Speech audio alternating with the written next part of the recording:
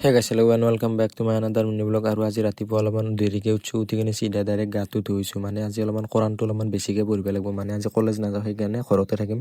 আৰু গাইছ এতিয়া অলপমান ঘৰৰ পৰা ওলাই আহিলোঁ। আৰু গাইছ এটা বস্তু দেখাইছোঁ আপোনালোকক। আমাৰ ৰাস্তাটো আগতে আছিল এনেকুৱা আৰু এতিয়া হৈ গ'ল এনেকুৱা। মানে আমাৰ ৰাস্তাটো ভাল কৰি দিলাক, একদিনতে একদম থনথনীয়া আহিছে। ৰাস্তাটোৰ কিন্তু বহুত প্ৰয়োজন আছিল দিয়ক গাইছ আমাক। আৰু গাইছ এতিয়া আমি ভাটিবিলা যাই আছোঁ ফুৰিব মানে আমি ৰেল লাইনত আহিছোঁ। আহি কিনে ভাবিলোঁ কি কেইটামান ফটো উঠি যাওঁ, সেইকাৰণে ফটো উঠি আহিলোঁ। আৰু গাইছ এই ৰেল লাইনত আমি দুয়োটাই ভাবি আছোঁ যে আমাৰ আগত যদি এটা পইচাৰ ভিআইপি পৰি থাকিলে আমি কিন্তু আম্বানী হৈ যাব পাৰিলোঁ।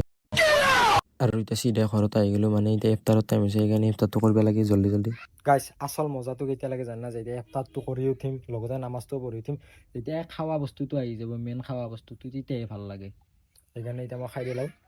আৰু গাইছ এতিয়া আমি এক জেগাত যাই আছোঁ, এক জেগাত মানে কিবা এটা পইচা আনিব যাব লাগে, সেইকাৰণে পইচাটো নিব আহিলোঁ। আৰু এতিয়া ধুনীয়াকৈ পইচাটো ল'লোঁ আৰু পইচাটো লৈ কিনে আহি গ'লোঁ এতিয়া ঘৰত।